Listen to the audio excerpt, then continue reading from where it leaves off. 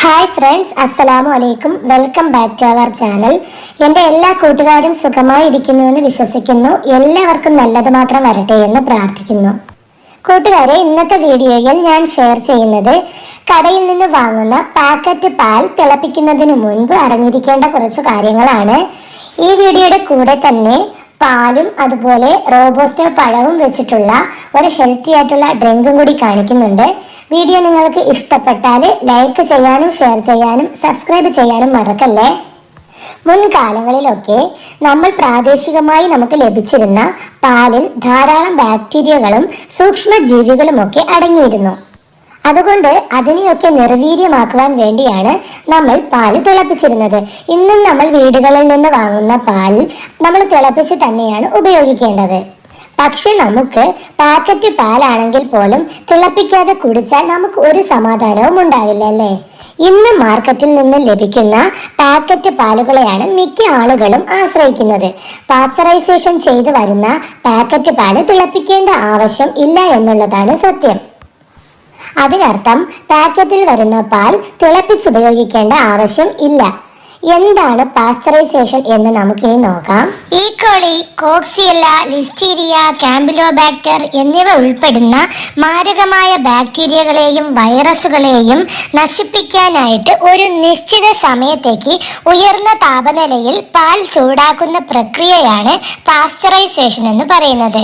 ഈ പ്രക്രിയ പാലിന്റെ ആയുസ് വർദ്ധിപ്പിക്കുവാനും അതുപോലെ തന്നെ ദോഷകരമായ ബാക്ടീരിയകളെ നശിപ്പിക്കാനും സഹായിക്കുന്നു.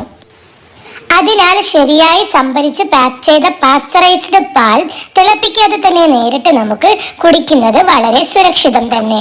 ഈ പാൽ വീണ്ടും തിളപ്പിച്ചാലും പ്രത്യേകിച്ച് ഒരു ഗുണവും നമുക്ക് ലഭിക്കില്ല. മാത്രമല്ല പാലിന്റെ പോഷക ഗുണം കുറയാനും ഇത് കാരണമാകുന്നു. പാസ്ചറൈസ്ഡ് ചെയ്ത പാൽ 100 ഡിഗ്രി സെൽഷ്യസിന് മുകളിലുള്ള താപനിലയിൽ 10 മിനിറ്റിലധികം തിളപ്പിക്കുമ്പോൾ vitamin B12, B3, B6, folic acid തുടങ്ങിയ വൈറ്റമിനുകളെല്ലാം ധാതുക്കളുമൊക്കെ അളവ് കുറഞ്ഞു പോകുന്നു. കൂടുതൽ തിളപ്പിക്കും തോറും വൈറ്റമിൻ ഡിയുടെ അളവ് കുറയുകയും ഇത് കാൽസ്യം ആഗിരണം ചെയ്യുന്നത് കുറയാൻ കാരണമാവുകയും ചെയ്യും. അതല്ല, പാലിനി നമുക്ക് ചൂടോടെ കുടിക്കണമെന്ന് നിർബന്ധമുള്ളവരാണെങ്കിൽ മാത്രം ആ പാല് ചൂടാക്കി കുടിച്ചാൽ മതിയാകും. ഇന്ന് വിപണിയിൽ പലതരത്തിലുള്ള പാൽ നമുക്ക് കിട്ടുന്നതാണ്. പലതരത്തിലുള്ള പാലുകൾ ഉപയോഗിക്കുമ്പോൾ ശ്രദ്ധിക്കേണ്ട കാര്യങ്ങൾ നോക്കാം. കൊഴുപ്പ് കുറഞ്ഞ പാൽ മിതമായ രീതിയിൽ മാത്രം ചൂടാക്കി ഉപയോഗിക്കുക. ഇത് പാലിൽ അടങ്ങിയ പ്രോട്ടീൻ നഷ്ടമാകാതെ സംരക്ഷിക്കുന്നു. ആൽമണ്ട് മിൽക്ക്, സോയാ മിൽക്ക് തുടങ്ങിയവ തിളപ്പിക്കാൻ പാടില്ല. ചൂടാക്കുന്നത് പാലിന്റെ പോഷക ഗുണവും രുചിയും നഷ്ടപ്പെടാൻ കാരണമാകും. ലാക്ടോസ് നിർജീവമായ പാൽ ചെറുതായി തിളപ്പിക്കുന്നത് നല്ലത് തന്നെ.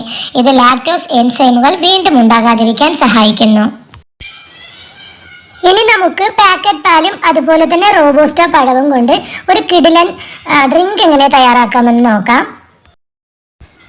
അതിനായിട്ട് നല്ലതുപോലെ പഴുത്തിട്ടുള്ള 2 റോബോസ്റ്റോ പഴം എടുത്തിട്ടുണ്ട്. പഴം നമുക്ക് ഇതുപോലെ കുഞ്ഞു കുഞ്ഞു പീസുകളാക്കിയിട്ട് ഒരു മിക്സിയുടെ ജാറിലേക്ക് ഇട്ട് കൊടുക്കാം. 1 കവർ പാല് ഞാൻ ഈ മെഷറിംഗ് കപ്പിലേക്ക് ഒഴിച്ചു കൊടുത്തതാണ്. 2 പഴവും മുറിച്ച് ഒരു മിക്സിയുടെ ജാറിലേക്ക് ഇട്ട് കൊടുത്തിട്ടുണ്ട്. ഇനി ഇതിലേക്ക് ചേർക്കാൻ പോകുന്നത് പാലാണ്. 1 കവർ പാലാണ് ഇതിലേക്ക് ഒഴിച്ചു കൊടുക്കുന്നത്. ഇനി ഇതിലേക്ക് മധുരത്തിന് ആവശ്യമായ പഞ്ചസാര ചേർത്ത് കൊടുത്തു. 5 ടീസ്പൂൺ പഞ്ചസാരയാണ് ഞാനിവിടെ ചേർത്തത്. മധുരത്തിന് നിങ്ങൾക്ക് എത്രയാണോ ആവശ്യമുള്ളത് അത്രയും പഞ്ചസാര ചേർക്കാവുന്നതാണ്. ഇനി ഒരു ഏലക്കായ ചേർത്ത് കൊടുക്കുന്നുണ്ട്. ഏലക്കയുടെ മുകളിലെ തൊലി കളഞ്ഞതിന് ശേഷം അതിന്റെ കുരു മാത്രമാണ് ഇതിൻ്റെ ഉള്ളിലേക്ക് ഇടുന്നത്. അടുത്തതായിട്ട് ഇതിലേക്ക് ചേർത്ത് കൊടുക്കുന്നത് അല്പം കുങ്കുമപ്പൂവാണ്. ഈ ഒരു അളവിൽ കുറച്ച് കുങ്കുമപ്പൂവും കൂടി ഇതിലേക്ക് ചേർത്ത് കൊടുത്തിട്ടുണ്ട്. ഇനി നമ്മൾ ചേർക്കുന്നത് ബൂസ്റ്റ് ആണ്. 1 കവർ ചെറിയ പാക്കറ്റ് ബൂസ്റ്റ് ഇതിലേക്ക് ഇട്ട് കൊടുക്കുന്നുണ്ട്. ഫുള്ളായിട്ട് ഇട്ട് കൊടുക്കുന്നില്ല, ഒരു 1/4 ഭാഗത്തോളം ഇതിലേക്ക് ചേർത്ത് കൊടുക്കുകയാണ്. നമ്മൾ മിക്സിയുടെ ജാറിലേക്ക് ഇട്ട എല്ലാ ഐറ്റംസും കൂടി ഒന്ന് നന്നായിട്ട് തന്നെ അടിച്ചെടുത്തിട്ടുണ്ട്. ഇനി നമുക്കിതൊരു ഗ്ലാസ്സിലേക്ക് ഒഴിച്ചു കൊടുക്കാം. ഞാനിപ്പോൾ ഇതൊരു 3 ഗ്ലാസ്സിലേക്ക് ഒഴിച്ചു കൊടുത്തിട്ടുണ്ട്. ബാക്കി ഇനിയും ഉണ്ട്. 5 പേർക്ക് കുടിക്കാൻ കിട്ടുന്നതാണ്. നമ്മൾ 2 പഴവും 1 കവർ പാലും കൂടി അടിച്ചെടുത്താൽ ഇതുപോലെ ഹെൽത്തി ആയിട്ടുള്ള ഡ്രിങ്ക് 5 ആൾക്ക് കുടിക്കാനായിട്ട് കിട്ടും. ഇനി ഇതിൻ്റെ മുകളിലേക്ക് അല്പം ബൂസ്റ്റും കൂടി ഇട്ട് കൊടുക്കുന്നുണ്ട്. വളരെ ഈസി ആയിട്ട് തയ്യാറാക്കി എടുക്കാൻ പറ്റുന്ന നല്ല അടിപൊളി ഹെൽത്തി ആയിട്ടുള്ളൊരു ഡ്രിങ്കാണിത്. ഈ ഡ്രിങ്ക് നിങ്ങൾ ഒരിക്കലെങ്കിലും ട്രൈ ചെയ്ത് നോക്കണം. നിങ്ങളുടെ ഫീഡ്ബാക്ക്സ് താഴെ കാണുന്ന കമൻറ്റ് ബോക്സിലൂടെ അറിയിക്കാനും മറക്കരുത്. എൻ്റെ വീഡിയോ ഇത്രയും സമയം കണ്ടിരുന്ന എൻ്റെ എല്ലാ കൂട്ടുകാർക്കും ഒരുപാട് നന്ദി. അടുത്ത വീഡിയോയുമായി വരുന്നത് വരേക്കും അസ്സലാമു അലൈക്കും. Bye bye.